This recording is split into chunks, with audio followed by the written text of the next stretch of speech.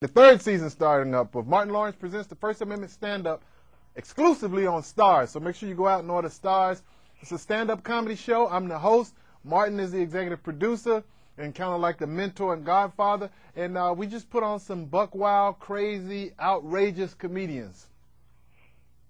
Now, are these comedians that I would see like on Comedy Central Presents, or are these ones that have like a message, or they're too raw even for regular cable television?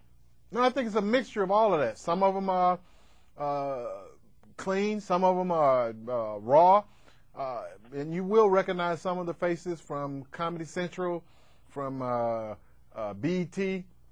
So it's just a combination of everything you just said. I think this is a show that encompasses everything. You'll see new, old, clean, dirty. You'll see the whole gamut.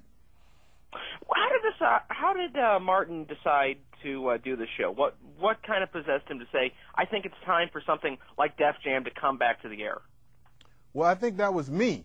I actually, along with my partner, Michael Bohughes, we put the show together. We did a season on Stars in Black.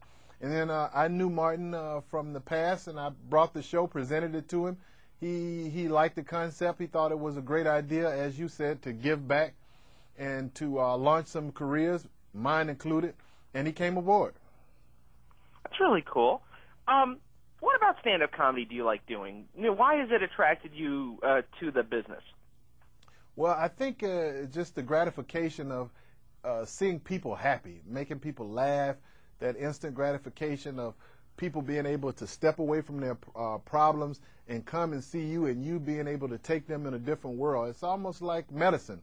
It's like being a doctor or a motivational speaker. It's just good for the soul, and that is rewarding in itself, to look out and to see people of all colors, all nationalities, laughing and having a good time under one roof is very exhilarating.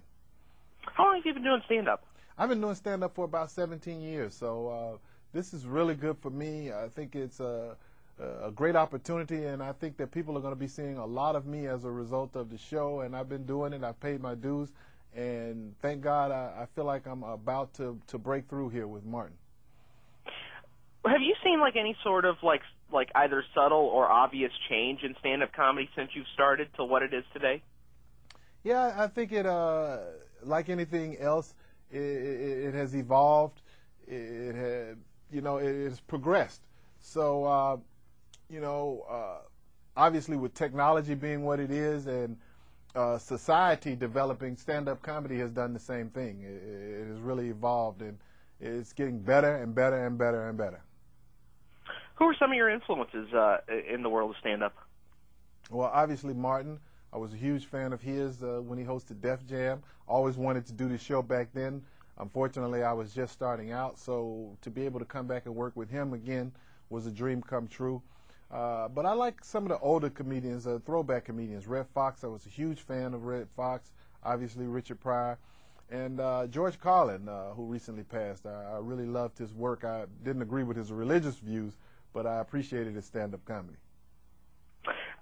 Is there any sort of comedian that you listen to or that you really like that would blow me away? My friends are always amazed that I love listening to Chris Rock. I don't know why, but I don't know why they think that. I just think he's one of the best comedians out there. Is there anyone that you listen to that some people go, really? You think he's funny?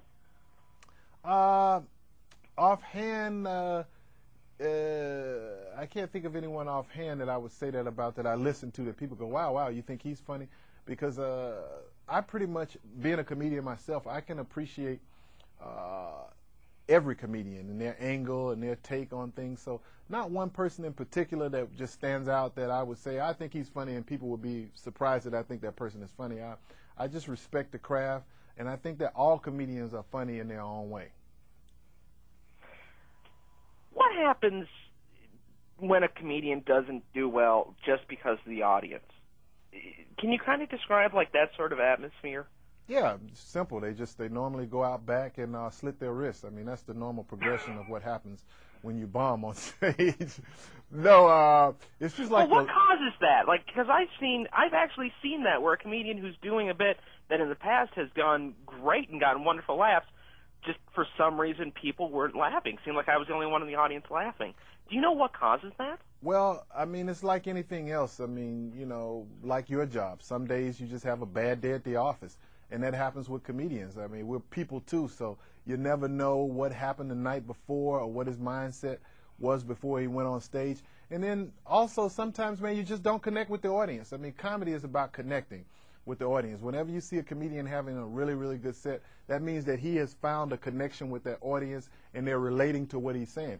Sometimes you just don't relate. I mean, I've played, you know, redneck bars deep down in Mississippi, and I'm talking about things that they just don't relate to, and then that results in them just staring and looking. So, you know, it's a number of things. You got to connect with the audience. You got to be in the right mood yourself. So, you know, each case is separate on its own, individually. Each case, you know, differs from the other. So, you know, it just depends. It's just all about the right timing and being in the right place and talking about the right things. Do you have a type of a subject matter that you like talking about the most? Yeah, my marriage. I talk about my wife a lot because it's the only time I can really talk about her and say what I want to say without being interrupted is on stage. So, you know, I do that a lot, you know, and sometimes she sees my, you know, act on television, and she'll see something that I said or something personal that I put out there, and, you know, it starts an argument at home. So, you know, I like living on the edge. Is there any subject matter that you won't do a routine about or joke about at all? Yeah, I don't do things that would diminish religion or you know, anti-God or what have you. Anytime I talk about religion, it's always in a positive light. I'll never do anything that would, you know, degrade religion, cool. and Christianity in particular. That's cool. I got to go here soon, Doug. I do have one more question for you. Has there been a project you've done, a CD or a special or something that you really enjoyed? It's very close to you, but unfortunately not enough people. It wasn't exposed to enough people, and you'd like more people to be exposed to it? Yeah, I mean, I think that's what we're trying to do with this show, man. It's an original program. People know STARZ for movies. They know the network STARZ for movie, and now they're getting off into original programming.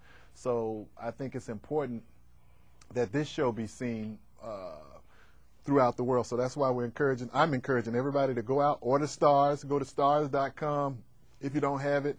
I think a lot of promotional packages are being offered with STARZ right now where you can get it for a few months free.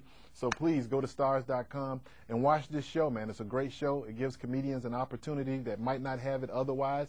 And it's just a feel-good type of thing. You will laugh till it hurts, but make sure you put the kids to bed.